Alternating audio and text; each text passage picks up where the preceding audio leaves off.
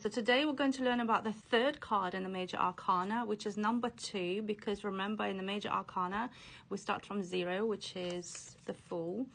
And number 2 is one of my most favorite cards, and I know I'm going to say that for most of them, but this is genuinely one of the most beautiful energies, because it's the energy of intuition, spirituality, and divine connection. Yeah, so the High Priestess, have a look at it.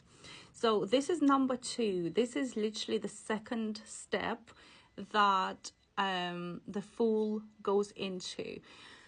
I want you to think of this as a small child. Usually this is children who are below the age of 2 or 3, and I see this from time to time. Like I see videos where children say things that make you really realize that they still haven't lost that connection with the spiritual world.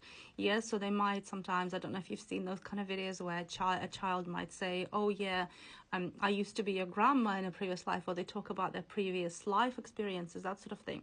So the High Priestess is literally a symbol of that connection where you have one foot in the spiritual world still, and the second foot is in your physical realm. Yeah, so as the Fool starts this new beginning, hi Bobo, do you want to say hi? My cat is a very, very old cat. He's 17, almost 18 years old, Boris. You might have seen him on my videos. Sometimes he comes on. And unfortunately, he's so old that the vet is thinking maybe he doesn't have such a great quality of life anymore because he doesn't go out. And he's kind of been wanting to spend a lot of time with me recently, because I think it's not long before we'll have to maybe, you know, put him to sleep or something. So yeah. Okay, sorry about that interruption. Hey Baba. Okay, so let's have a look. So yeah, this is kind of that realm where you have your feet in both worlds. And it also symbolizes the feminine energy, because if you think about it, the feminine energy, the woman, the womb as well, it's all kind of this duality between the spiritual and given life, but also given life in the physical world. Yeah, so it's that duality that it symbolizes, and it's not for nothing that it's number 2. And it also really represents that it's the second step that the Fool takes, literally straight after the Magician. And the Magician is almost like this time of birth, if you want. So if you are watch that previous video about the Magician, but the Magician is sort of, if you think of a situation or a challenge that you're going through, the Magician is where you are just starting something out and you have a lot of creative ideas around it, and you're about to take that first step, and there's a lot of potential and there's a lot of possibilities. Yeah, this is where you're taking the second step, so you're starting to kind of attach firmly to the physical world as a baby. And if you pull out this card in a situation, for example, let's say you are asking about a relationship, this is usually where you are being asked to really go within, to spend some time listening to your own voice. And it's a time of stillness. It's a time of listening to that spiritual part of you, to that spiritual connection that you have with your higher self. If it ever comes up reversed, that is a good indication that you may be not listening to your intuition. Yeah. Okay, there's a lot of different symbols here. So we have a book that she's holding, maybe some sort of holy text, maybe some sort of book that kind of, I think it's a book that maybe symbolizes wisdom. It's a very wise card. There's a lot of symbolisms of the number 2. We have these 2 columns, or maybe trees in some decks. There's this moon with the stars here, kind of also that connection to the spiritual. And generally, if you look at this energy, you can see how at once it's very, very physical. It's almost the same, but not quite, as the Empress, which is going to be a bit later on. But it's also not fully physical. Yeah, it's like this very ethereal quality to this card, very ethereal energy. And like I said, it's because it's representing a balance. You are still balancing between kind of, you put on your first step, you're putting your foot tentatively into the physical realm, into the physical reality as a soul that is represented by the Fool. And your other part is still kind of up there. It's very connected to the spiritual world, to memories that we hold as a soul that we then eventually forget as we kind of start to become more grounded in reality here in the physical reality that we are living through in this specific lifetime. Yeah, and it's an encouragement to come back to that duality at any point in your life where you feel confused, especially if you have asked a question and you feel like you don't have a lot of clarity. It's a sign that you need to go back to because we all have the capacity to be 1 foot there and 1 foot here. Yeah, if you are somebody who uses your intuition, that is literally what you are doing. You are existing in the spiritual realm at the same time as living your life through here in the physical realm. And sometimes we forget about it. Sometimes we become a little bit too grounded. Yeah, sometimes we also become a little bit too ungrounded.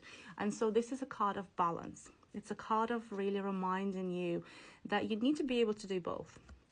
It's also, even though she is alone here, and this is definitely a she, this is definitely a feminine energy, because in the previous 2 cards, you know, we start off as kind of like a non-binary or gender fluid character, and it's the same for the Magician. But then here, this is a very feminine energy, and femininity generally, like in this specific card, the feminine energy is very much connected to community as well.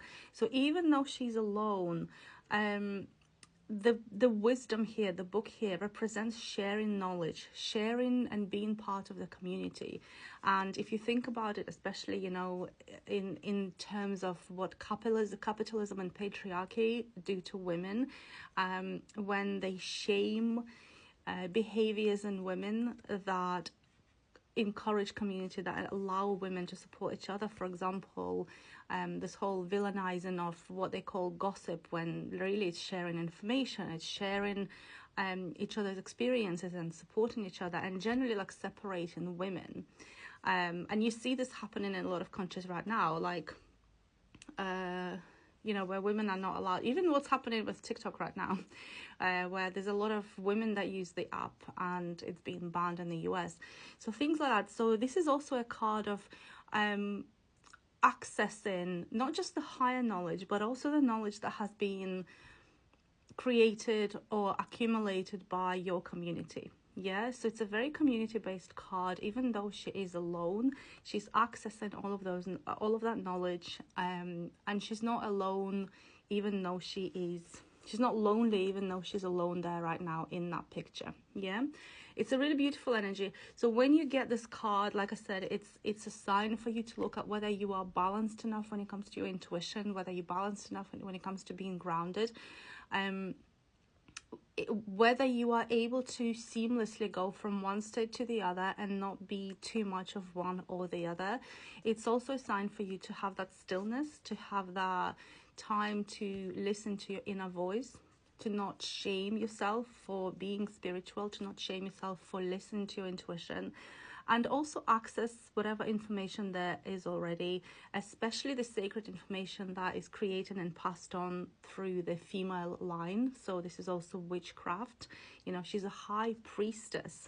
She accesses the higher knowledge. So, you know, when you have, for example, in my family line, you know, a lot of the spiritual knowledge that I have has been passed down the female, the line from my mother, from my grandmother, from my great-grandmother, etc., etc.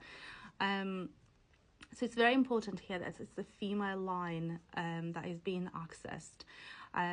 Also, just before I forget, maybe you'd be interested because it's connected to this energy, but I saw a video recently about information that sort of, I don't think it's new, I don't know why it came up right now, but it's about the fact that Eve, you know, in the Bible, for example, the Eve that kind of scientists know existed, that one that we can trace everything back to, it's a woman that existed not at the same time as Adam, for example, and it's a woman that had, every single generation had a female, a girl in her family, and that's how that genetic material has been passed on. So if you are a woman, you are connected to that Eve, and it's connected to that